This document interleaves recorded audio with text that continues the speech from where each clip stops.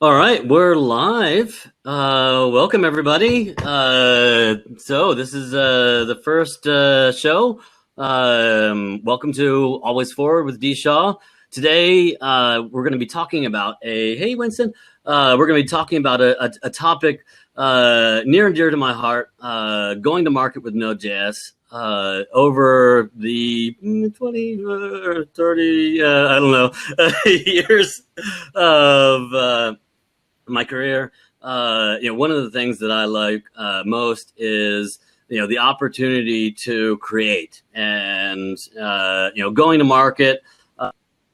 Very much a bit, but essentially it is taking whatever concept that we think may be valuable, may sustain us, may generate revenue to sustain a business.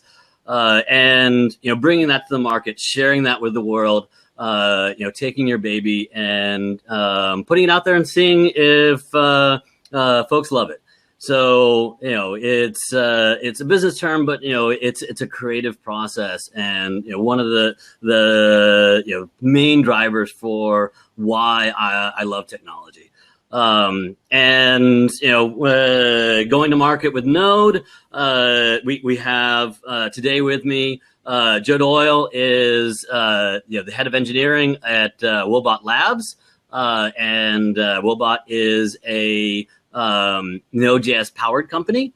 So we'll have the opportunity to explore what it's like to bring Node.js to market.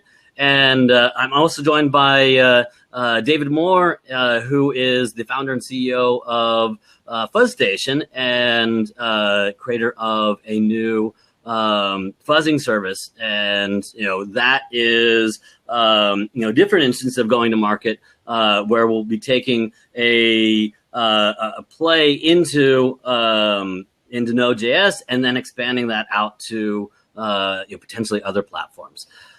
So it's a real exciting mix that we have together. Both Joe and David have extensive experience in working with products. So we'll go in and really explore what it means to bring a product to market, period, and how Node is going to influence that, impact that, and help us really take it to market in a meaningful way. So like I said, I'm dshaw, and this Always Forward with dshaw, planning on running this on a regular cadence. So every second Tuesday at 10 a.m. Pacific, we're going to feature individuals, creators, folks, engaged in the Node.js ecosystem and beyond, adjacent, technologies that are, supporting and enabling the creation of, other software. We're in the weird spot, every holidays, my folks ask me, what the heck do you do? And in the weird world of facilitating the creation of software by others, it's just too many levels of abstraction for folks that are not in tech to really grok. So let me introduce my guests here. I'll start to my right with Joe Doyle. Joe, why don't you share who you are and what you're up to with Woebot, and maybe for the folks here that are joining us and going to market, share a little bit about your background in the other projects that you've worked to bring to market. Sure. Thanks, Dan. My name is Joe Doyle, head of engineering here at Woebot Labs. Been around with Node for 5-6 years now. Boy, it seems like almost a lifetime. Right. At Woebot Labs, we are a relatively early stage startup. We were founded just in May of 2017, released the product just in June out to the public. Some of my history, I've been kind of involved with Node, product-wise, almost the entire 5 years. Starting off with an early SaaS offering for allowing designers to create mobile phone applications inside the browser. So it was a full node stack, very heavy Angular front end side, but all the heavy lifting, all the tasks that kind of go around that, from managing assets to managing builds, was all done with Node using cloud services. And that kind of the billing model for that was pretty straightforward. Depending on how many apps you wanted to create and release to the App Store, you would pay for each of those. And then, of course, we had a large enterprise plan to try to offer more features, to allow bigger customers to get more out of our product. With Woebot, we kind of have a little different story. So Woebot is a chatbot, something that's kind of new and challenging to try to bring to market. A lot of folks are experimenting with chatbots, maybe as a hobby project, or if you're a really large company, you're kind of experimenting with them as a way to augment customer service. But with Woebot, we're really looking to try to augment the shortage of therapists in relation to the number of folks that are suffering and struggling with mental health issues such as depression and anxiety. So a lot of our approach kind of going to market is what are ways that we can leverage this technology to really kind of help with something that has been a very personal, one-on-one type of approach, but using technology through a chatbot platform to kind of go that way. Because we're a startup, we're always looking for new and inventive ways to monetize that strategy. We've had a couple of experiments with monetization that revolved around a more traditional SaaS offering, starting with a free trial, moving to then a pure paid plan. But then going forward, we're kind of trying to experiment. Maybe there are other ways to monetize our content that allows folks to continue to use the platform while still having some extra value add that we can highlight for our customers as time goes on. So, yeah. Awesome. Thanks, Joe. That's great perspective. I mean, Woebot wins buzzword bingo. Node, AI, bots. But I almost struggle to make that joke because it's such a really amazing mission. There are 3 billion individuals in the world, something like that. 7 billion individuals in the world. 7 billion, thank you. So 7 billion people in the world. I would gander that 7-ish billion of those folks need some sort of a mental or emotional assistance. And my goodness, are we terrible about having constructive conversations about mental health, especially in the United States. So incredible mission, and so it's hard to make the buzzword bingo joke when you all are so legit. But it very much is. I mean, from Node.js, we talk about our infrastructure, serverless, natural language processing, chatbot. It really does kind of complete the card. So it's also we talk about you bring up a great point of mental health in general, and in the U.S. we actually have it pretty good. We do have a very large share of mental health professionals, even though that could definitely be higher. But the bigger pain point that we see around the world is that for a lot of countries, they do not have a growing number of therapists. There are often very heavy stigmas with mental health issues and seeking out mental health help. So something like Woebot could be something that's a little more private for folks, and we get amazing feedback all the time that Woebot really is helping to break down some of those barriers, letting them get help without having to necessarily break social norms and expose themselves in ways that could be as detrimental as the issues that are suffering themselves. Excellent. Well, let's get David in here. So David Moore, founder and CEO of FuzzStation. David, you have we're kind of the same age. We've been around the block. So I'd love to sort of share with folks a little bit of your history, and if you could touch on what you're up to with FuzzStation too. Yeah, great. Thank you very much. Really appreciate it. So.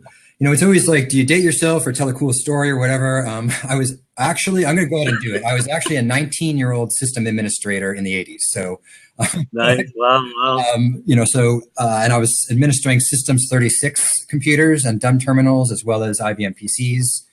And Systems 36 looks like a washing machine. and we had large floppies. I did backups. That was most of my job, right? And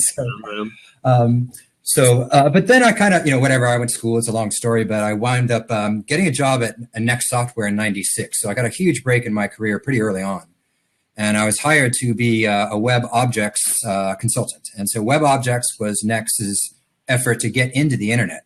And Steve Jobs saw the web coming very early, long before a lot of people, especially someone named Bill Gates. So he knew the web was coming. And Next had to pivot a few times. They're originally a hardware company. And then they went into developer tools, which when I joined them. And Steve was sort of trying to pivot the whole company into web development tools. And so web objects is a very, very early framework. And so I got a job to do that. And that was amazing and terrific. And in fact, my boss resigned and they didn't replace him. So I was the VP away from Steve Jobs for a while. And nice. Wow. but I survived. I was a field consultant. So I was just like, cool. I mean, he liked me because I was making a lot of money. And so that was really, really awesome. And worked for some other great companies too. WebLogic is a Java company during the .com era. We got bought by BEA Systems. And as well as work for a company called Azul Systems. They do a really cool Java VM. And then more recently, starting around 2011 or so, I started getting really into security and always been interested in it, but decided to kind of really make it my main focus. And I did that for a few years, got pretty good at Twitter, Optimizely, Netflix. And I found bugs and vulnerabilities in Ruby, PHP, the Linux kernel. And so I was using a technique called fuzzing to find a lot of these bugs, especially in application security. And it was really cool. And I realized nobody's really doing this as a service. And I decided to try to go ahead and do that and founded FuzzStation in the summer of 2016 and to do just that. And get into the story a little bit during my presentation, but the first market was C and C++ applications. It turned out to be not a good market for what I'm doing. And so I decided to pivot and have pivoted into Node.js, fuzzing Node.js applications to try to find bugs in them. And more broadly, what FuzzStation does is automated test generation. So we think that more and more machines are going to be writing unit tests more than humans. So we believe that's a future, and we want to create and drive that future. So that's a pretty quick rundown of FuzzStation. Nice. Yeah, that's really exciting. I have been looking. We discussed this at SF Node, recently. But I've been looking for fuzzing in Node. So when you dropped that on me, it's like, whoa, yeah, finally, there's a real option in Node. There's a lot of complexity in tuning a dynamic language-based system like Node, and sussing out all the potential edges. And oftentimes we don't hit those edges until something in the stack hits into failure mode. Often a downstream service. Mm-hmm. So, at Voxer, for example, we'd have, React most of the time, distributed database, it would get slow, trying to do its replication sets. And, that slowness would, add latency to the entire system, and you'd end up hitting edges of the software that you hadn't tested before, and they're really hard to reach. So being able to automate that with buzzing and find some of those edges before you're in production, where the database is jacked, XYZ service is jacked, and you're trying to figure out how to put in a circuit breaker in between the service that you deployed. That's going to save folks a bunch of time to get that in.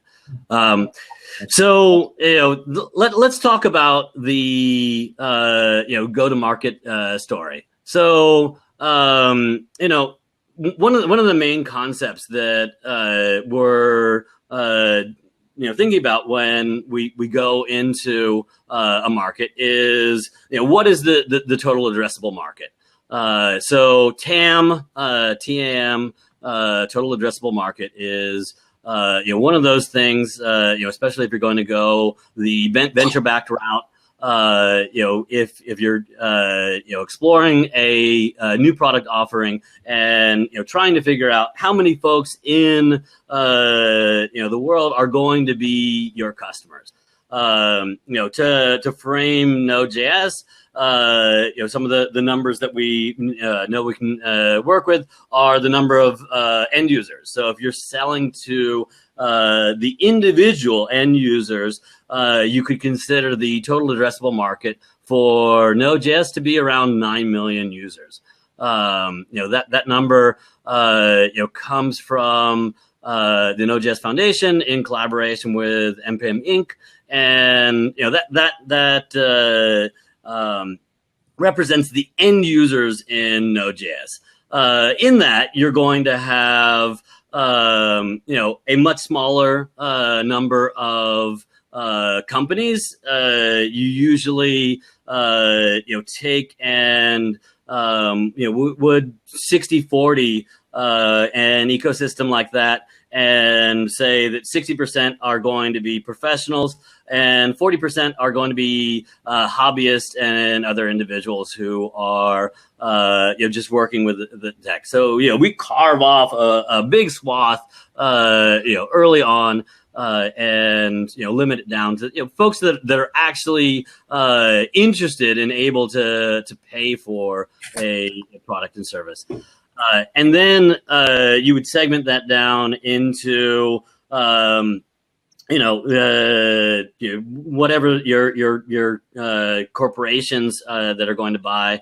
For example, me and with the Node firm and Node Source, both of those were targeted at the enterprise.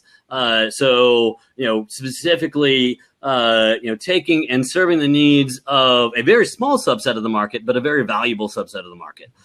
So a segment of the industry that is accustomed to paying, that has large enough problems that in order to address them, that they choose to pay for a solution.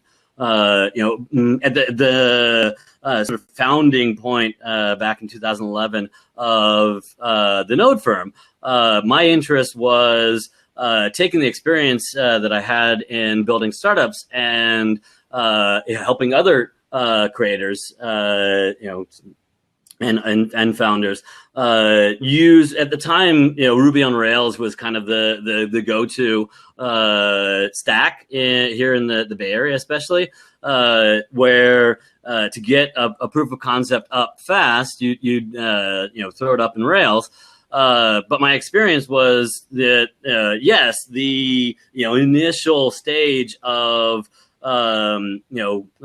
getting your concept done was indeed faster with Rails than you could do with Node. However, where things really get important in an early stage company is once you launch, you need to be able to iterate constantly. You're listening to your customers, you're listening to your users, and they're you've got their attention for moments, and you need to be able to make them feel like you're addressing their needs, and you're coming closer to delivering what those needs are. So my experience was that Node, in its really powerful iterative cycles, was a much better tool in that listening phase as you're going to market. So before creating the Node firm, my thought was I'm going to go sell to startups. That's a horrible idea. Selling to startups is terrible. They don't have any money. Everybody's trying to eke out and find their solution, and just scrape by. So trying to create a sustainable market around startups. They need to be a component of the thing. So I chose to go and sell to the individuals who really had the most pain, the deepest needs, and that was the enterprise. So we've hit 20 minutes. We're going to hit our first break, and I'm going to drop into a little 30-second promo. Don't have any sponsors, so today I'll Always Forward with dshaw is brought to you by Node Summit and Operation Code. So I'm going to click on the Node Summit here and focus my screen. So Node Summit is back this year. Node Summit 2018 is going to be in San Francisco once again in July. So Node Summit is one of the organizations that has really followed my career and the evolution. We talked just now about the evolution of Node.js in the enterprise. Node Summit has been the focal point of that story, of that taking the ecosystem to market, really. Back in 2011, Charles Beeler, who was an early investor in Joint and venture capitalist who works at Raleigh Ventures, brought Node Summit. And it was a bit early in 2011. We had a lot of folks that were there, but hadn't really had the opportunity to do the build out with Node. And we had a few presentations from folks who were like, "This is what we're doing, and yeah, Node will be cool at some point." The great thing is that it did become cool. It did become enterprise ready, and we've had hallmark companies like PayPal telling their story, Walmart sharing the Black Friday story, and so many more that have really defined commercial Node.js. So I invite you to join us at Node Summit. Head to nodesummit.com. Sponsor prospectus is there online. You can register. It is a fantastic opportunity to connect with executives, leadership. There's a really strong blend of senior level folks, architects, and individuals who are implementing, working in open source around the Node.js ecosystem, all together for several days, and it's a really great experience. So I hope you'll join us in July, and make sure you keep Node Summit on your calendar. All right. So let's get back to it. I'm going to get out of focus on me. So I asked David to prepare a little overview of FuzzStation, so we can have anchor our discussion here. So I'd like to hand the stage over to David Moore right now, and he'll be sharing a little bit of the deeper dive into what he's doing at FuzzStation. All right, thank you. Thank you very much. Let me get my screen share going here. And all right, how's that look? Coming online, let's see. Maybe? Not seeing your screen share yet. From here, let me try again. Oops. Okay, sorry. I've got to press the button. My apologies. How's that? Great. Okay. I'm gonna bring that front and center. There you go. All right. Thank you.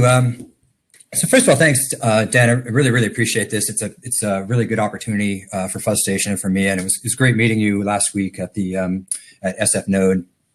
Really appreciate it.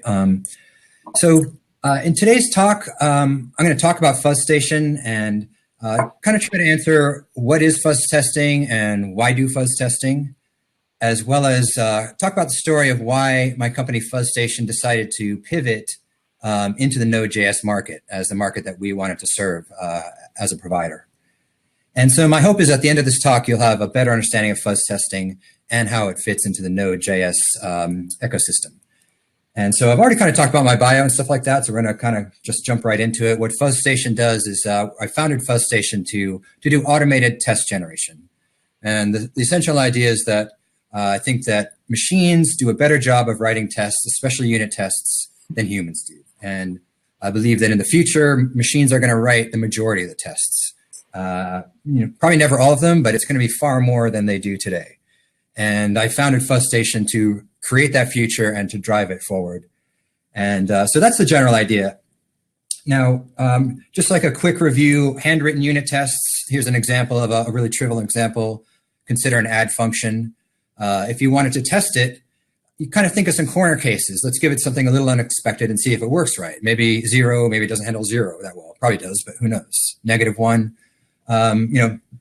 concatenating a number and a string, all kinds of stuff, right? And so when you're trying to write a unit test, you sit down and try to just think of all these corner cases. Try to be creative and just, rack your brain. What else could happen?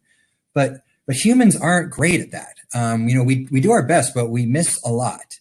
And that's pretty clear by the amount of bugs that come up. It's just really, really hard for humans to think of the corner cases. So machines should do a better job. The other issue is that, we spend a lot of time on this. We spend a huge amount of time on this, both writing the tests and then some, the tests don't find stuff. We get a customer report of a real bug, and then that's got to be triaged. And the point is to try to reduce this amount of time. We want developers writing code and spending less time with tests and debugging. So the solution that we're suggesting for this is fuzz testing. And a fuzzer is, simply sends an application unexpected input unanticipated by the developers, and tries to uncover anomalous conditions in application. So that's fundamentally what it is. We're also working on a coverage-based smart fuzzer, and we'll talk about the details of that in a second. But that's what fuzz testing fundamentally is. Here's a few of the benefits of fuzz testing. I've kind of touched on a few of these already, but these are really the core things that fuzz testing is good at. And certainly in case of Node, number 2 is really important, because there's a lot that goes on in programs that at runtime that you just can't anticipate without actually running the program. And then we can actually extend the unit test coverage very easily with our technology too, and that's really important as well. And so, okay, and then here's really quickly how a fuzzer works generally.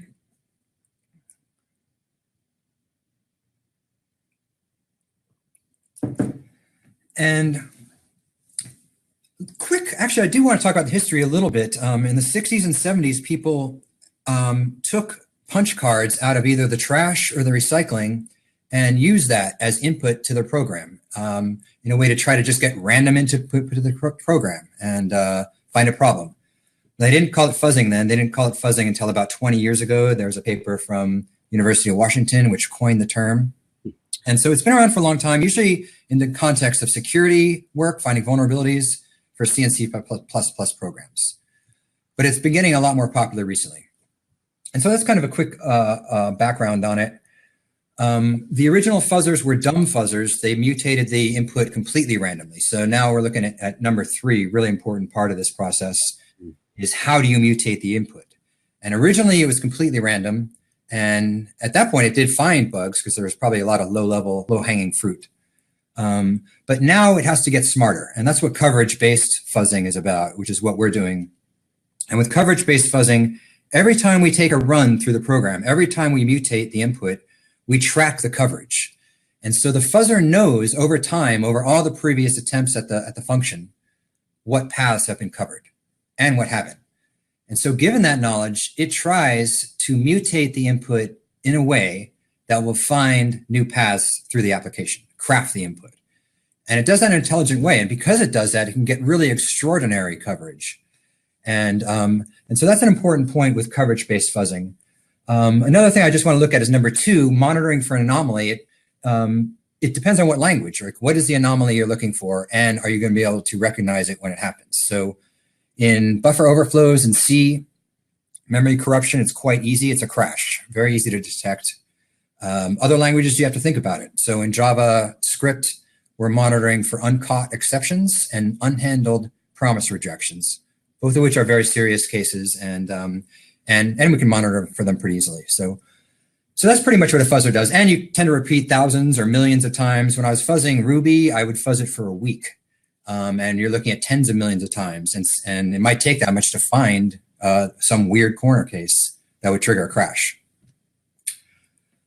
And okay, so I'm going to kind of transition for the rest of this presentation and talked about fuzzing. And now I'm going to give a quick rundown. I already touched on this a little bit, but started FuzzStation in the summer of 2016. I was fuzzing and finding bugs, and I was like, this should really be a service. I really think this could be useful. And so I launched it, and it turned out it really wasn't needed by the C and C++ market. Really, one of the big things is I was doing it in the cloud, and that market is just not in the cloud, and they're not doing build and test in the cloud.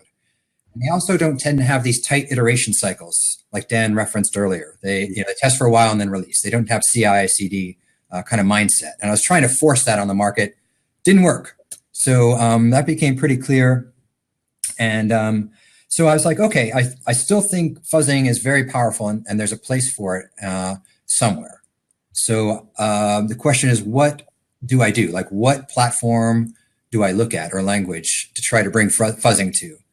And I looked at mobile, Java, Android, Python, and certainly Node, a few other things too. And it became pretty clear that Node was going to be the best thing I could go into to try to develop a way to fuzz Node apps to find bugs in them and try to do that as a service in the cloud. And so I very recently pivoted into that, and I'm really glad I did because I've gotten really excellent response from it. And so it looks like there is a good market there, and I feel really good about moving the company forward from here. So here's kind of a quick rundown of the things that, from my perspective as an entrepreneur looking for a market to go into, why I was really, really attracted to Node.js.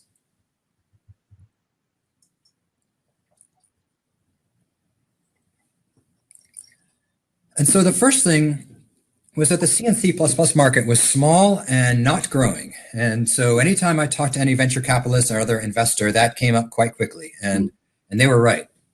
Dan mentioned earlier, there's 10 million users in the Node world, and the data is that's doubling every year. Mm-hmm. Uncaught exceptions is a very important problem that I can fix. Really, maybe this should be number one, but in C and C++, there's really no cohesive community at all, like we have in Node.js. There's a couple personalities, but not a whole lot. There's a few trade shows, things like that, but it's just not comparable. And the market is also quite fractured.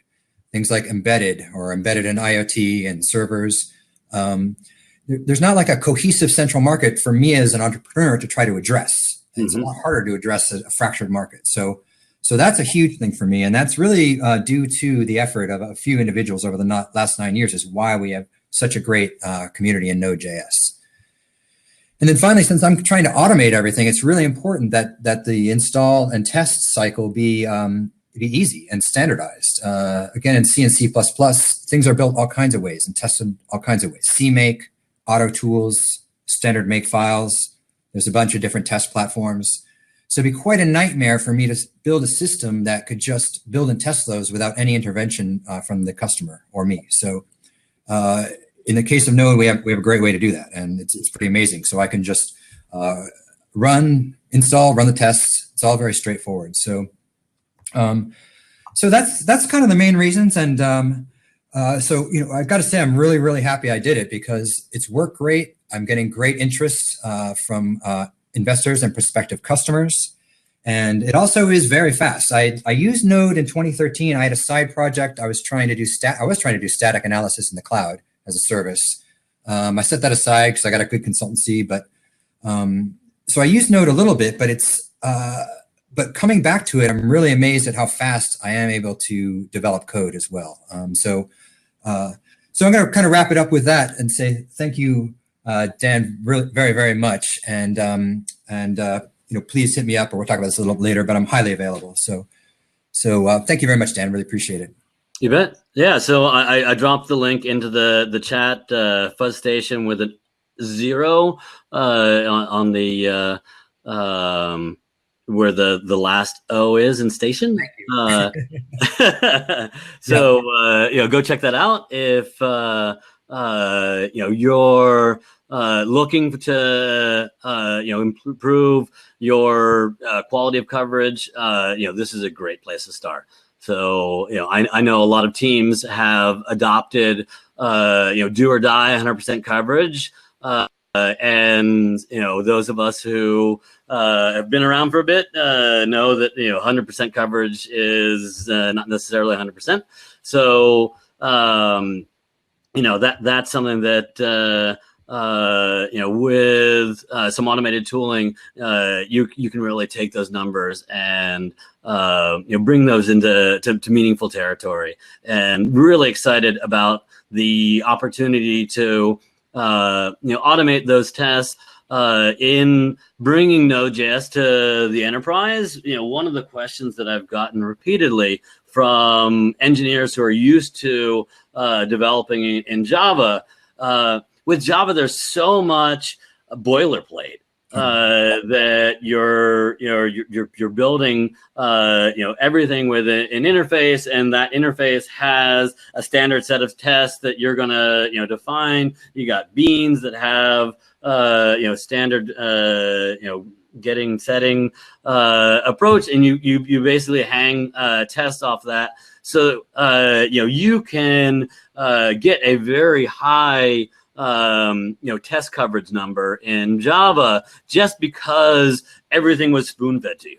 And does that mean you have a robust system? No. You just have all your building blocks are Legos, and they're all very interconnected. In Node, to much of the frustration of some of these enterprise developers, that's really not been the approach. We're much more into writing our own tests and thinking through the problem, and having the nice thing about the small modules in Node is you have a small surface area, so you can conceptualize what you're working through, and it makes the process of going through and building some of those tests by hand a much more approachable problem. In situations where we have large teams building out large projects in the enterprise, this is going to be just a gold mine. So looking forward to having this on the market, having a robust fuzzing solution in the Node.js ecosystem, and getting folks' feedback. Looking forward to hearing what folks think about FuzzStation. And if you haven't, if you don't know fuzzing yet, what do you think about fuzzing? So it's a great solution to a really hard problem. So let me get Joe Doyle in here. I want to learn more about the most empathetic buzzword bingo that we've ever heard about. And Joe's going to share a little bit of an overview about Woebot. All right, let's get the screen coming up here. All right, how does that look, Dan? Did that share? Looks good. Yep. All right. Well, thank you, everyone. Again, as we talked about Woebot, Woebot is a chatbot. Our goal, really most importantly is, some people get a little nervous when they start hearing about AIs and taking over roles that are only done by humans. A lot of our mission at Woebot is really to augment therapists. Folks with very severe mental illness still need to see a professional, but we are hoping to augment, folks that maybe aren't as severe. Maybe they don't have to see a therapist, but they still would like some ways to think about their thoughts and think about their feelings. So that's kind of where Woebot is really coming at. So Woebot Labs, the company, we are a small startup, 11 people strong and growing.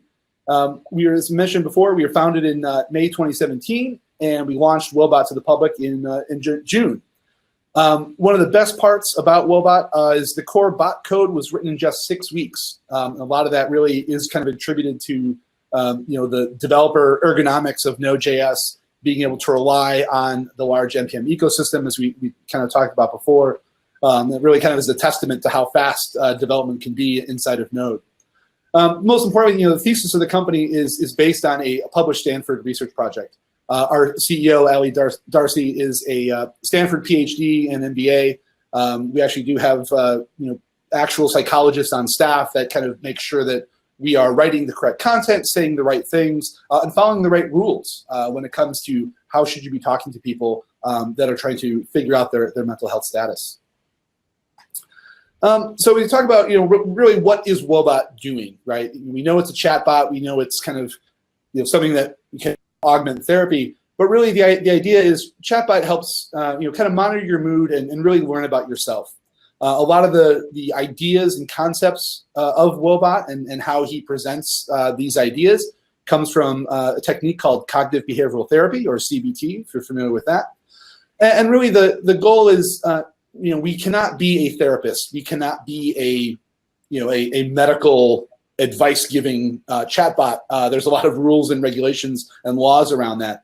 But what we can do is really help people think about how do they think and feel of situations that make them feel anxious or depressed, and help give them exercises they can practice on their own to really figure out those thoughts and come up with a game plan on their own on how to address them. So a lot of the techniques are really centered around brief daily conversations. We like to call them check-ins to figure out how do we track your mood? Has your mood been getting better or worse? And allowing users to reflect on how they've been feeling on their own in a nice conversational way. Woebot itself is built using a combination of techniques ranging from natural language processing, therapeutic expertise, excellent writing, as our writing staff would like to say, as well as a good sense of humor. It's easy to get a little robotic when you're trying to do automated responses and automated chatbots. So really kind of breaking it up, having a good sense of humor. Woebot likes to say jokes that are very Woebot and robot oriented to make sure that that it is not a human behind the scenes. So we talk about Woebot and with a chatbot, it's kind of a growing segment in kind of a new market that people are looking to leverage. As we talked about, large enterprises will often have chatbots dealing with customer service. Odds are if you go to your bank's website and start asking for help, more often than not, you'll start with a chatbot. Same thing with larger companies like Comcast, Verizon, AT&T. Companies that have just millions upon millions of users are really looking for chatbots as a way to help offset that initial conversation with customer support. For Woebot, we kind of have a little bit of different view in that we are looking to kind of have a consumer play for our chatbot. And so first and foremost, we are available through Facebook Messenger. It's kind of a nice low barrier to entry. The APIs are actually pretty straightforward and easy to use. The user types a message, they call a webhook, we process that message, and we call a webhook back on the Facebook side, and the user sees the message. From a startup kind of corporate standpoint, that's really important because we need it to be easy for us to really onboard with an API, understand the platform, know how we can leverage it, because how you interact with that API will often help structure what your user experience will be. And that's very important to understand and control. Most importantly, though, as we kind of talked a little bit earlier about addressable market, Facebook Messenger kind of opens the door to about 1 billion users worldwide without us having to do a whole lot. And for us, that was really kind of a key thing because as a startup, you really need to focus your marketing dollars and understand where is the biggest bang for our buck. How do we get the most user feedback as we're trying to launch this product to the masses? So we try to do all the appropriate things that startups should be doing. We do user interviews. We get the Woebot out in front of actual people and kind of see how they leverage it. But inevitably, you kind of got to get it out there to the world and see how the world reacts back. So Facebook Messenger, while not everyone kind of loves Facebook, the platform, it really was a great way to launch this type of product out into the world. Most importantly, though, you can't just sit on your laurels and only rely on Facebook alone. So we are doing a mobile app that we're targeting for the release by the end of January this month. And that'll really, again, kind of move the product forward, give more control back to us when it comes to customizing those experiences for our users. So what does Woebot look like? It's kind of hard to demo a Facebook Messenger app on a live screencast. So we kind of took some screenshots to kind of highlight some of the key things that we really are proud of Woebot. Woebot is free to use. You can hop on Facebook, our Facebook page or our website and jump right in and try it out for yourself. But some of the things that we like to highlight, the screenshot on the left kind of shows the beginning of a check-in where Woebot says, "Oh, what are you doing right now? Tell me what's going on in your world." Then you kind of say, "Oh, hey, I was working on slides last night." And then Woebot wants to kind of figure out, how are you feeling today? So something that we've experimented with is emojis. Do emoji moods really kind of convey your mood in a way that makes sense? But in addition to that, we also have the ability you can actually type in your mood. And that's where the screenshot on the right kind of feeds into. So we actually have the same flow where Woebot is saying, "Oh, tell me how you're feeling today." And instead of choosing an emoji, I decided I wanted to tell Woebot how I'm feeling. And to kind of show some of our NLP in action, I kind of had a weird sentence from a language perspective. As a human, it makes perfect sense to say, I'm not very happy. From a technology standpoint, it might not always be the most straightforward thing to analyze. So one of the things that we do is, we really leverage the conversational history to help promote and train our AI so that as a user, I can say, "I'm not very happy" to Woebot, and Woebot responds with, "Oh, I see, Joe. I'm really sorry to hear that," knowing that it detected that not happy really correlates to sad. So we try to kind of pair that response with how is the user doing. If I were to say, "Everything is great, I'm super happy," it'll say, "Wow, that's fantastic, Joe. So great to hear that." So that kind of little bit of dynamic, detection of how someone is feeling really goes a long way in kind of building up that relationship between the chatbot and the user. So again, I highly recommend, you can go through Woebot and kind of see for yourself how it responds and kind of feel. But that's kind of a neat way. We on the Facebook platform side, we leverage a lot of buttons. When appropriate, we try to get direct user feedback so that users can kind of type what they're thinking and feeling, which really kind of helps embody the experience beyond just buttons alone. So now the good juicy bits, Woebot's architecture. As we talked about, Woebot is Node.js, kind of all over the place. We are on AWS, and the stack that we're using is actually a serverless stack.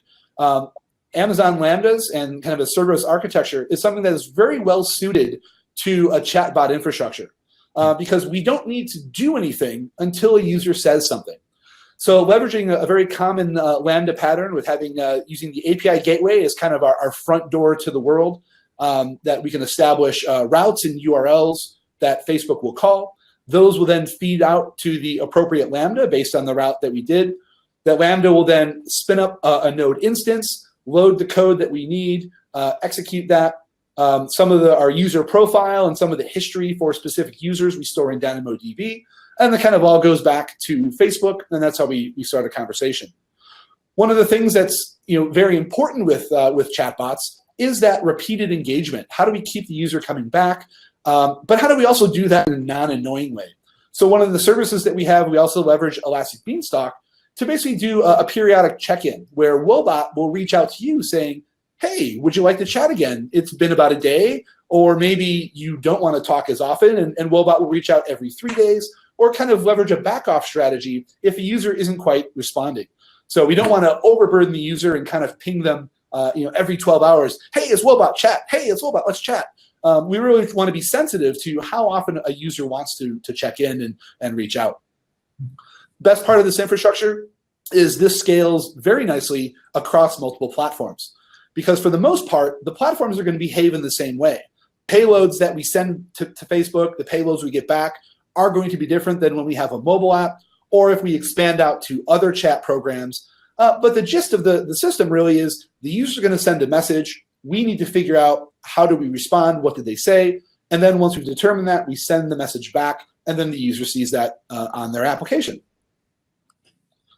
So as we talked about, we are powered by Node, and why is that? A lot of it, above and beyond the fact that I know a lot of Node, the company itself was very happy choosing Node, because when we tried to come up with what is an appropriate stack for Woebot, and Lambdas kind of rose to the top. Node.js and Lambdas really have a lot of features that kind of work together for a very great experience. So first and foremost, small code size.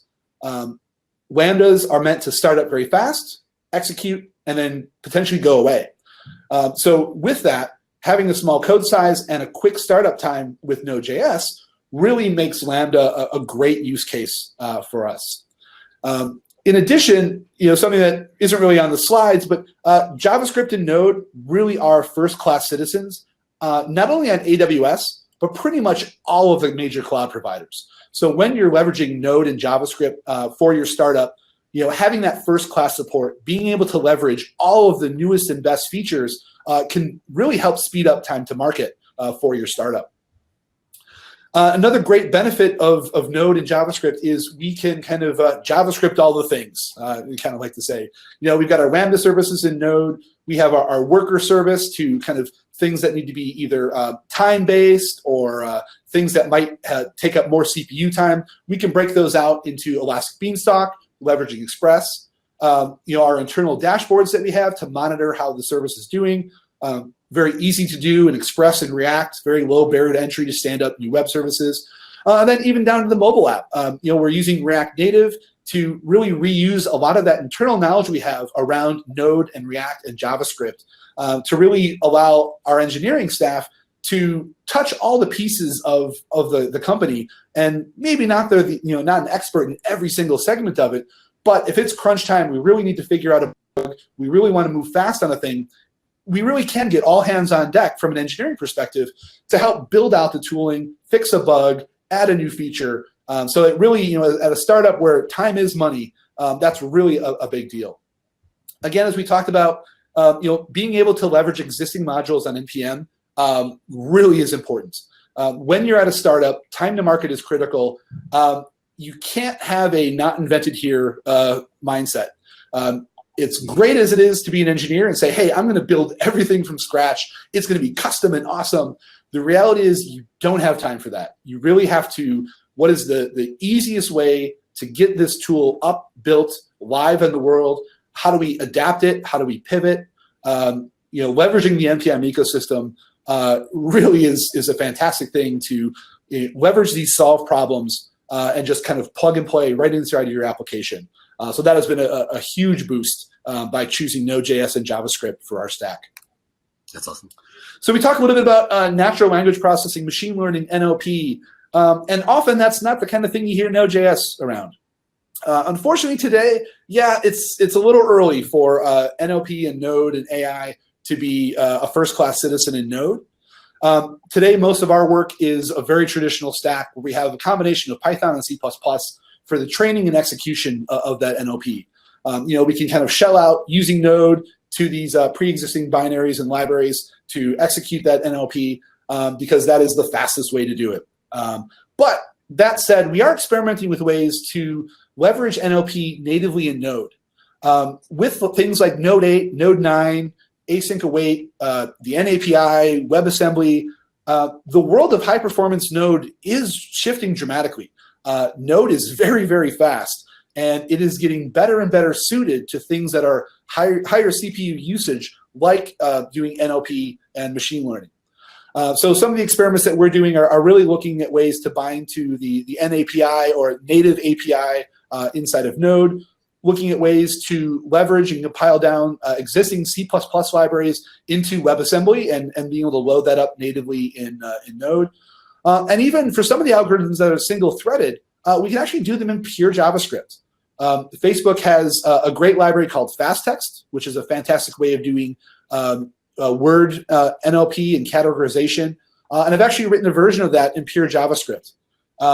The results are really amazing. I'm still optimizing it, but it really does give hope that we don't have to be in a Python C++ only world when looking at doing machine learning and NLP. Unfortunately, though, the state-of-the-art NLP really does require a C++ implementation today. That's just kind of where the performance is, and also where all the research is being done. So you kind of have to be aware of that. I'd love to Node.js all the things, but there are limits to where we can go. So lessons learned. First and foremost, relying on a third-party API can be challenging. We love Facebook Messenger, but it can be daunting when we're not sure if Facebook loves Facebook Messenger. Their APIs have a questionable uptime. So that's kind of a fun thing.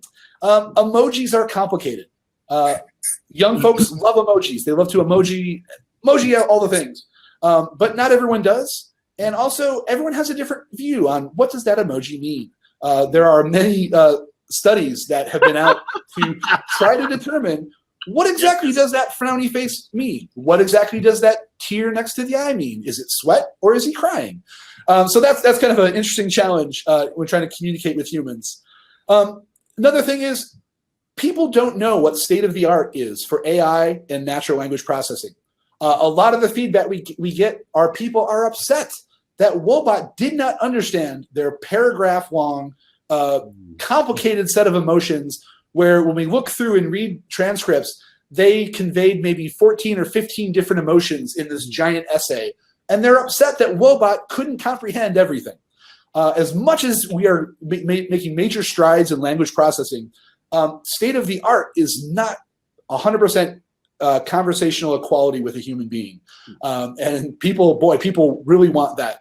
And we're trying. And finally, people love to curse and swear at our chatbot.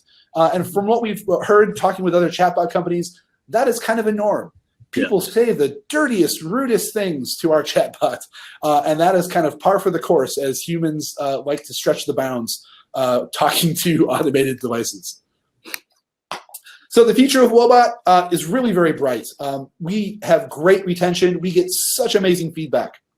But like any startup, we need more content, more dynamic responses. As we mentioned, we have several psychologists on staff that are growing that content, building it out. We want to expand the use of our machine learning and natural language processing. As we get more data, that means we can get better trained systems, and maybe someday we can handle that 4-paragraph diatribe on how you're feeling today. We do want to grow Woebot to more platforms. Facebook and the mobile app are kind of a great start. But say our startup is 7 months old, so we can't be everywhere all at once. So we're trying to be very strategic how we grow that. And finally, the biggest thing we learned from launching on Facebook is it's a very big world, and English does not cover all of the speakers of the world. So we get all sorts of feedback of, oh, I'd love to talk to Woebot in Russian, in French, in Chinese, in Czech. So being able to figure out how do we actually support that from not only just a content standpoint, but from an AI and machine learning standpoint, how do we appropriate train all of our language detection to give the right response no matter what language the user is speaking? So lots of great technology challenges as we go.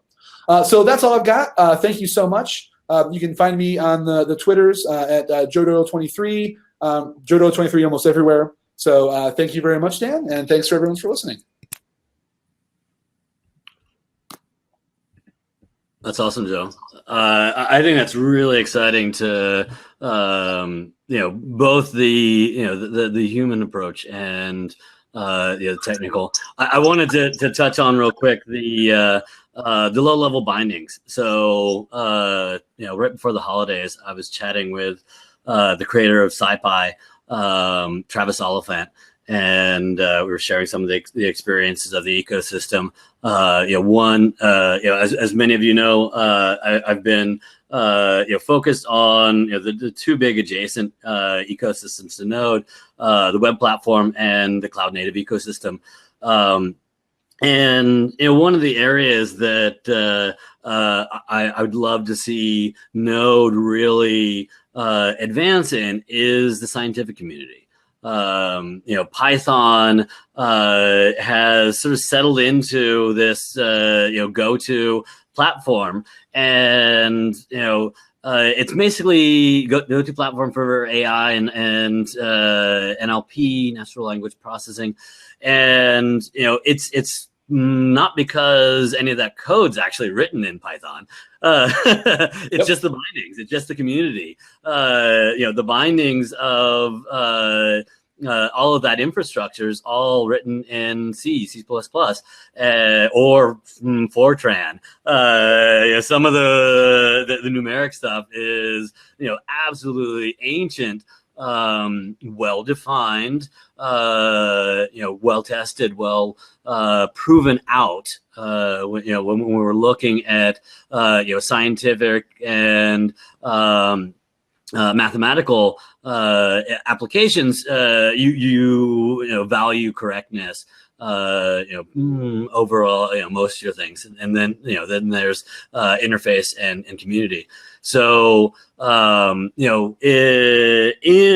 the web platform, really, if we can find the ways to really integrate the low-level bindings that we're using in AI, in NLP, in math, and statistics, then bring those into the ecosystem that Node represents and the web platform represents, basically.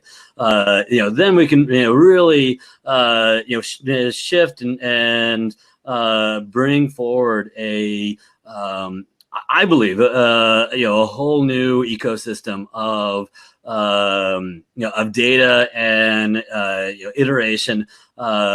Taking that kind of esoteric community and connecting it with the broader web platform is something that I think Node.js is very well positioned to be able to do. So excited to move that forward. Joe, I'd love to touch base with you and make sure that the NAPI team, who's been working very hard to move that forward, is getting your feedback if the NAPI proves to be the blocker, and if we end up going the WASM route. There's a lot of challenges in WASM. It sounds interesting, but the sandboxing that is useful in the browser context. When we bring it to Node, in order to build the connecting low-level infrastructure that we want with WASM, we end up punching through the barriers of the application paradigm in ways that at that point you may as well do the low-level native binding. If it becomes a more fluent interface, that'll be great. But when we take that concept that we would apply to the browser and bring that into Node, it really changes the paradigm significantly. Excited to sort of help make that into make NLP and AI a more fluent, more immediate reality. And with the understanding that maybe JavaScript, the PayPal team was able to take big decimal and rewrite that in JavaScript and saved themselves an enormous amount of headaches where the testing teams in India that were not using Macs but were using older Windows machines were having all kinds of problems loading those native bindings, and replacing that with JavaScript just changed everything. Yep. So I want to drop into our second sponsor segment real quick, and then we'll come back and dive in. We got some great questions in here and touch on that. So real quick, Operation Code, great group of folks. David Molina is the CEO there. I've had the opportunity to work with Operation Code for the past year now. So Operation Code is a community dedicated to helping military veterans and their families launch software development careers. Operation Code works very closely with a lot of the boot camps around the world to make sure that our service members, have access, can use GI Bill resources to to really continue the careers that they've begun in service to the military, service to our country, and take that into a successful career in the commercial world in tech. Many of our service members, when they're working in the military environment, a lot of times, when you're in that sort of lockdown, very rigid environment in the military, they're not necessarily using all bleeding edge platform stuff, but the skill set that they're learning is absolutely incredible. So what Operation Code is doing is, connecting that skill set to, some of your buzzwords, your Node, your React, and making sure that our service members and their families are skilling up and basically, you're going to market and connecting to the market that, the job market that is needed to have a successful career. If you're in service and looking for a job opportunity, head to Operation Code. They'll be able to help you out. And if you're not, and you're looking at budget in terms of investing in diversity and inclusivity, our service members that serve are very much folks that really benefit from our support. So I invite you to join me in supporting Operation Code. Okay, thank you very much.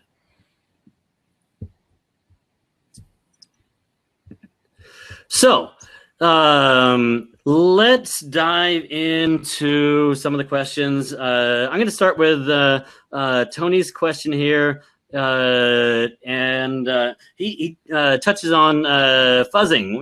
Why is fuzzing getting so much attention? I agree with Tony. We've heard a lot about fuzzing over the last couple of years. It's really come back into popularity in a meaningful way. For me, looking at kind of the competitive environment around Node, one of the areas where fuzzing's caught a lot of my attention is Google invests a lot into fuzzing, and since Google created Go, Google's fuzzing with Go has been very robust. So that has been a bit of in my opinion, a competitive challenge to Node, and an area where Node was lagging behind. So David, this question of why is fuzzing getting so much attention? I'd love to hear your thoughts. Yeah, so thank you very much, and I definitely agree with everything you just said about that. And fuzzing itself has really taken off over the last, say, 3, 4, 5 years. Fuzzing in general, and a lot of that was because of this coverage-based fuzzing is kind of a new thing. And so there a fuzzer called American Fuzzy Lope, AFL, that's written by a guy at Google. Yeah, which is actually the name of it's a breed of a very cute rabbit.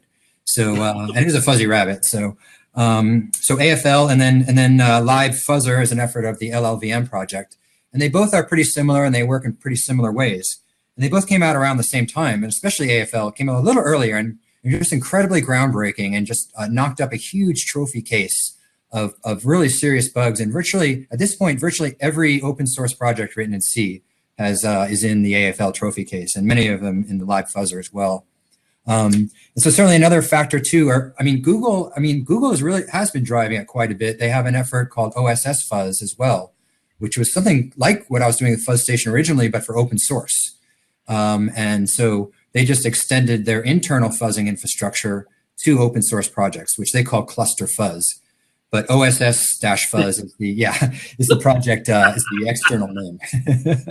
So I was actually going to call Fuzz Station Cluster Fuzz. Originally, I was toying with that, but it kind of has a negative, like it's not a positive. Right. Like, it's not a good thing, or the other cluster F thing. But so Google is very interested in, and so is Microsoft. They actually announced a thing called Microsoft Security Risk Detection, and they announced it about 3 months after I started Fuzz Station. It did directly compete with Fuzz Station. So it has gotten a lot bigger, and I think more and more. So it's really about these new coverage-based fuzzers are incredibly effective, and we of course security is getting more and more important. Code reliability in general is getting more and more important. So I think that's part of the other factors too why fuzzing has gotten more and more a lot more interest in it recently. Yeah, I think that that's only going to continue. The more we spread things out into serverless services and having just very cloud native deployment, the more we're going to need ways to run those assertions and test all those edges. One of the nice things about a monolith is it's all one big blob of thing, and you can kind of test the elephant in these various different things. And with serverless or microservices, instead of testing this one big elephant, you have to test this whole swarm of different services that really all have their own unique edges. I see the need for doing that and the need for automating that becoming an increasingly important trend in software development. If I can, Dan, another example where I would see this being huge is we start talking about IoT and how Node is going on IoT. It's one thing that I could redeploy my microservice every 5 minutes if I want to go crazy. But boy, I sure would love to have some good confidence if I'm going to deploy code and I can't touch it again. So something like fuzzing sounds amazing to be able to really gain that confidence that when I'm about to ship this code on a device that I can't touch again, I'm confident that I've hit the edge cases. So yeah, that sounds like a great thing. Right, and IoT is a perfect example of that. E-commerce is another one. Many of the big shops during the holidays will be in a complete code freeze, so they won't be able to redeploy or even touch the code per policy, and so you have several months where you're completely locked down.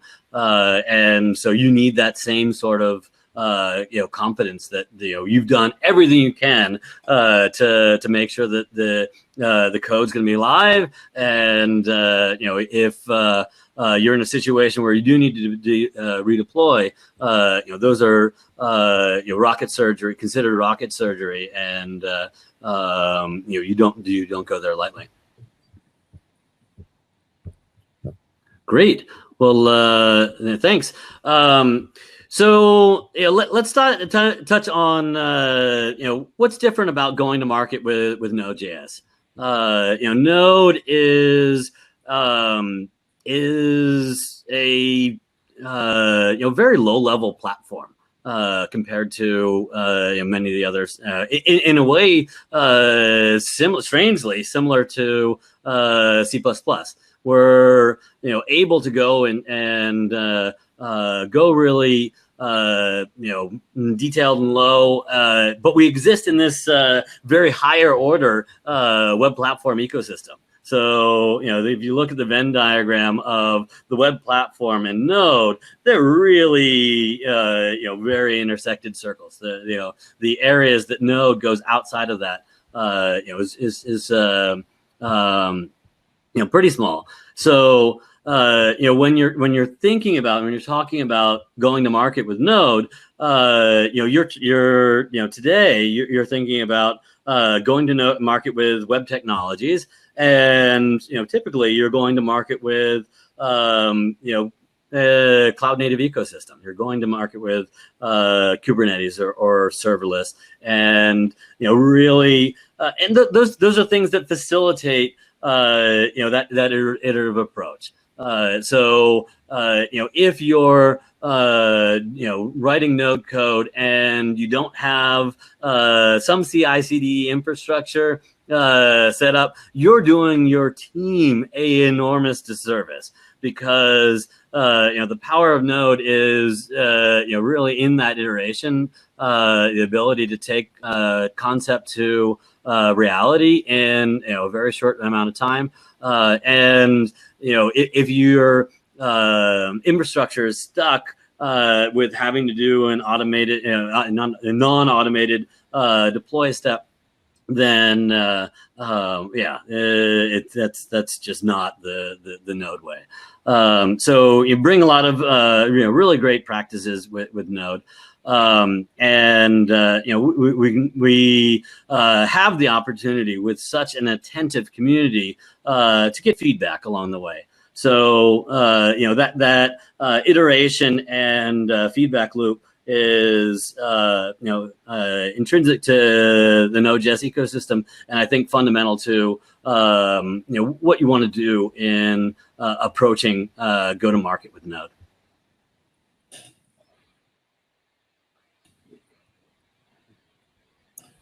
David, what do you think about Node? And you mentioned that you decided to step away from C++ to Node.js as preferred platform. What were some of the key points on why you chose Node over the other platforms to really start your go-to-market strategy? So it's and I kind of talk a little bit about the history of me and Node a little too to start out. But I mean, I've always been interested. I worked on it quite a bit in 2013, and kind of never came back to it. I got really into security stuff and C and low level stuff, and so I think that a huge thing is the package management, both the packages being available and the amount of code reuse that Joe was referring to. And then certainly the standardization I mentioned before about how easy it is to just build and test stuff. And so that's, such an attractive thing for someone like me to try to build an automated system. And I got to say, really, the community is such a huge thing. It's just so frustrating to try to get to a fractured community like C and C++. And you mentioned iterating fast and then getting feedback too. And that's another thing in this community. It is, as you said, it's much easier to get feedback on what you're doing as an entrepreneur for a couple of reasons. I think it's more the culture, and there are just many more developers doing it. So it's just easier to find someone. I kind of had a tough time even getting somebody to try fuzzing, try to cloud fuzzing in the C and C++, honestly. And so it's been very, very different. So I just think the culture is much better for what I'm trying to do, where my head is at, how I think about a cool product.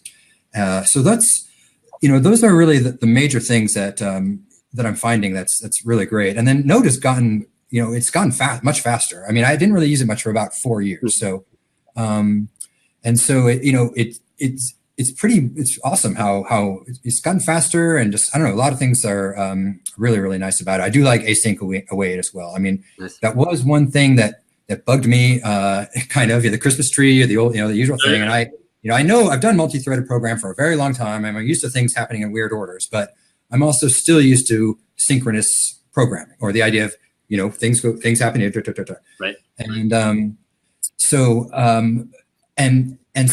I think that's really awesome. I mean, coming back to it after a while and seeing this is okay. It kind of was honestly one thing when I think about doing stuff in Node. I'm kind of like, it sounds cool, but do I really need async for what I'm doing, first of all, and do I want to deal with it from a programmatic perspective and a developer perspective, or not? And so it's really nice to kind of have, from my perspective, have that really, really nicely worked out at this point. And so I think that, that's really why I decided to focus FuzzStation on finding bugs in Node.js. Right on. Yeah, one of the great things about the Node ecosystem is we were born. Node was born in the GitHub world, right? So GitHub is native to the Node.js ecosystem.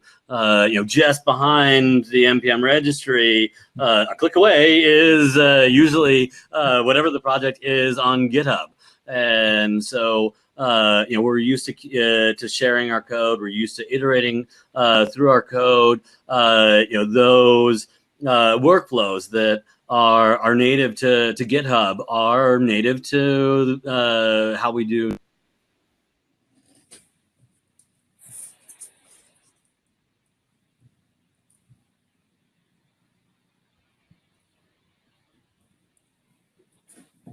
Let's back here a second. Great opportunity to really. Oh no, I froze.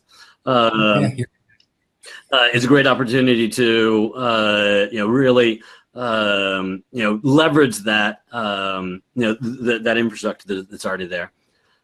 Joe, what's with Node? You come from a .NET background, so I'd love to hear your perspective on .NET versus Node.js. Sure. So yeah, I did .NET a bunch of years in the early mid 2000s.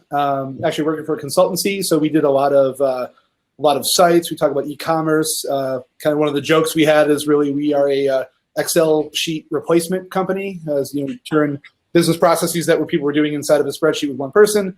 How do we put a database in the web front end so that the whole team can do it? And a lot of that work was, at that time, just like everything, was very monolithic. You built everything up, compiled it all up into one site.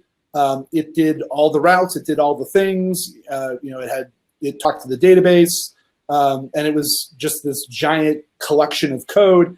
We did our best to test it, following a lot of the patterns that come out of Java as well. Just as you described, talking about testing the interfaces, testing the classes. 50% of it was boilerplate, setting it up just so you could start to write your first test. And it was okay, right? Like we shipped code, customers were happy, things were all right. But what really drew me to Node really started with that. Wow, like I didn't write so much code as I'm used to.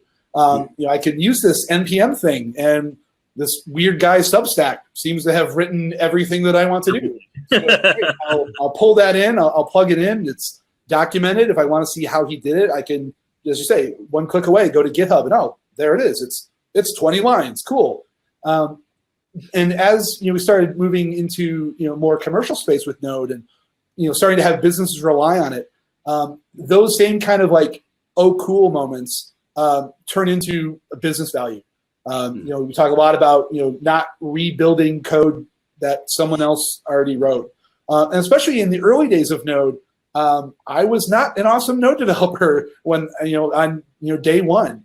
On day one, I did JavaScript stuff, but making sure I was doing the async stuff right was a challenge.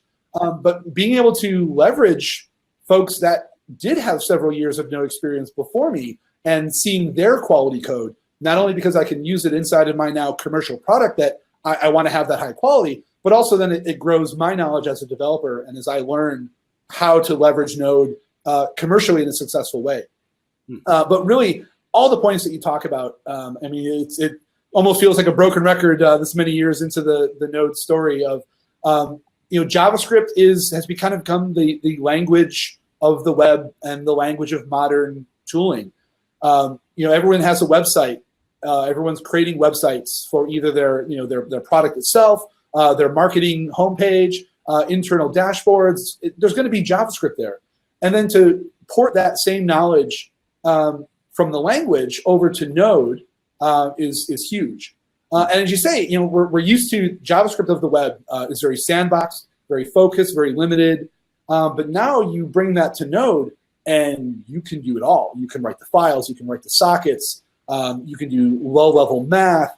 It really gives you the power of the system with the same language that you've been using for years to make things very exciting on the web. And that leads directly to talent. As we talk about the 10 million users, it's one thing to build a product, like that's great, we can build it, but if you're going to have a company that grows beyond a hobby project, you need a team of developers to be able to continue to grow, accelerate the features. And having a tool set like Node.js backed by JavaScript really does open up that market. Hiring is always a challenge, right? We always want the best and brightest folks, but we're kind of doing ourselves a favor by starting with a much larger talent pool that knows Node, knows JavaScript. Large enterprises are using Node more and more, and some of those folks are going to get tired of the enterprise world, and maybe they're going to come back down to the JavaScript, to the startup world. So, being able to get some of that experience from those really large companies really can be beneficial to a startup. So, having that large talent pool is really important. Next to having that great reusable code base.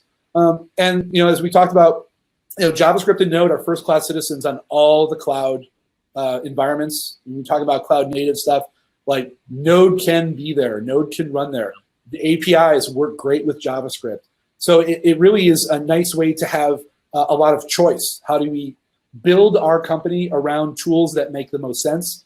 JavaScript and Node are not going to limit you by going that route. And that's really important as you look to, because at the end of the day, we have to serve our customers, we have to meet their needs, and we don't want to be held up by weird constraints when we're trying to make that decision and get our product out to market. Yeah.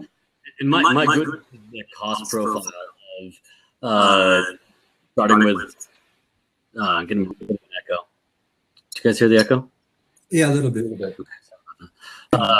So that the cost profile of serverless, my goodness, taking a product to market and having the server bill when you're really trying to watch your pennies be pennies is mind blowing.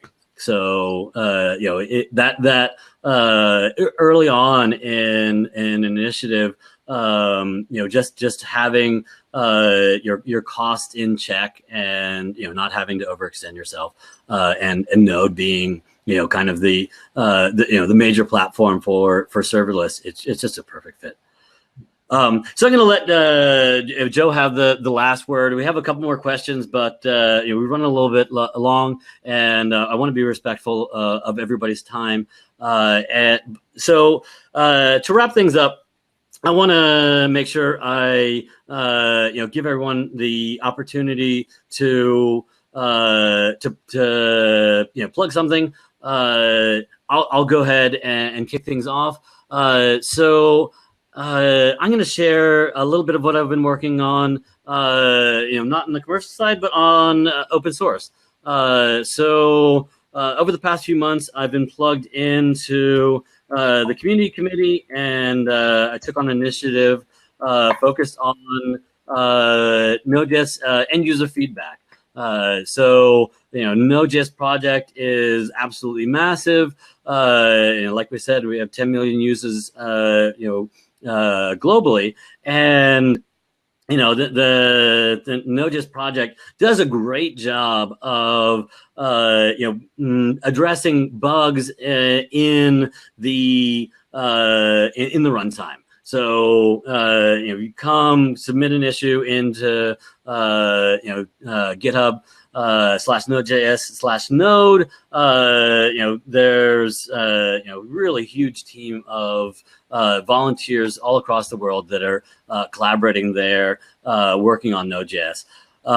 What we haven't had as much is if you are an end user and you want to interface with that, or you're working in the ecosystem and you have concerns, where do you go?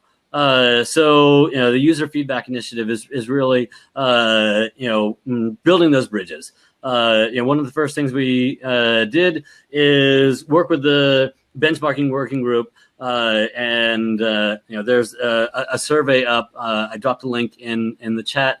If you go to github.com/Node.js/user feedback, you'll find a survey that the benchmarking working group is looking to prioritize how they go and improve the benchmarking and the overall understanding of the platform and making sure that everything's stable. So we launched just before the holidays a benchmarking survey. And facilitating getting that feedback back into the technical project. Then coming in February on the 9th, we're going to have our first public feedback session. So invite you to come. We're going to be I'm doing it, so I'm starting with my main wheelhouse. It's going to be enterprise focus. No surprise there. So we're going to connect some enterprise users to individuals from the technical steering committee and the community committee, and listen to folks' needs and see where folks are, and just do some live feedback. So really looking forward to that. That'll be February 9th. So I dropped the link to that event, and I hope you'll RSVP and either join us live on screen, or if you're interested in sharing your experience, or come and ask questions and participate. So Joe, do you want to share your plug? Yeah, so I got one pick for today. Your local meetup. There are great Node.js and JavaScript meetups all around the world, ranging from Node School to just local events that do JavaScript and Node. That was a huge boost in my career when I was getting started. We've talked a lot about the Node community in general. It's really great to get involved and reach out, and it's a great way to learn. So go find your local JavaScript or Node.js meetup and be part of it. Awesome. Thank you. David? Yeah, thank you very much. Yeah, so we're development's progressing very well. You almost don't want to say this. I'm literally writing this faster than I expected to. And so it's going very well. We're hoping to have a beta product, let's say about roughly 6 weeks from now. I'd love to have some users test it out and get some feedback that way. So that's going to be, my pitch, my call to action here is love to have anyone listening who's interested be a part of that. The way we're setting that up is that I have a GitHub app. And so, GitHub world is super critical for Node, and they have a GitHub marketplace, and we really want to be in that marketplace. That's a critical part of our go-to-market plan, because that is there are very similar companies that are in there now, and they're doing great. So we want to be there. You need 250 installs to get in there. So I've actually elected to kind of make the sign up for a beta or get in line for a beta, get an early invite for a beta. That's an app, which all it means is you go to GitHub, you install it as an app. We don't ask for anything. We're not reading anything. All we get is very high level metadata that's public anyway. That's clever. So what we'd like you to do is go to our website, install this app, which means you're in line to be in our beta program and hopefully get us to that 250 number. And real quick, open source is going to be free here too. So anybody who's adminning an open source project, even after the beta, when we went live and everything else, we're still going to be charging private repos, but it is going to be free for open source. So if you're running an open source project, please especially get in line for that too. So thank you very much. Appreciate that. Great. Is there a URL? We mentioned FUD Station with a zero.com. Is there a specific beta sign up? Right there on fuzzstation.com, you'll see a green button. Okay. And you'll see a few of them, actually. They're kind of sprinkled all over the place. Or if you check out our demo, they're there too. So anytime, all the green sign-up buttons will lead you to the GitHub sign-up place. And it's a standard OAuth thing, so it's like a flow. You go through GitHub, and then you come back. And when you come back, it's just a thank you page, but you are set up for us there. Great. Well, look forward to checking that out. And thanks for sharing. Joe, David, thanks for taking time today. Thanks for helping me kick off Always Forward with dshaw. This has been a discussion on going to market with Node.js, and would love to, thanks everyone who joined us live. This is going to go up on domain. You see the URL is dshaw AF. I have the Afghani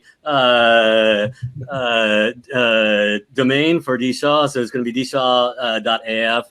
that the transcript of this will be published at.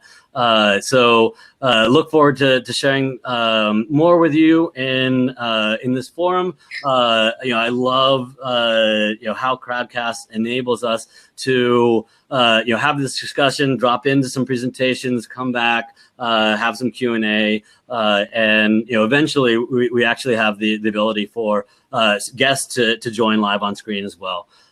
So I hope you'll join me again. The next iteration is going to be the second Tuesday in February. I forget what that is off the top of my head. But please come back and join me. And I may, end of this month, I guess it's like the 29th or 30th, that Tuesday there, may also have a bit of more of an open forum office hours discussion. So I'm thinking about alternating those two, formal show every second Tuesday at 10 a.m. Pacific, and then in the alternating time of the month, just an open forum where we can have folks joining me here on screen and working through some of the questions around the Node.js ecosystem. So thanks everybody for coming and joining us today, and talk to you all soon. Take care. Thank you very much.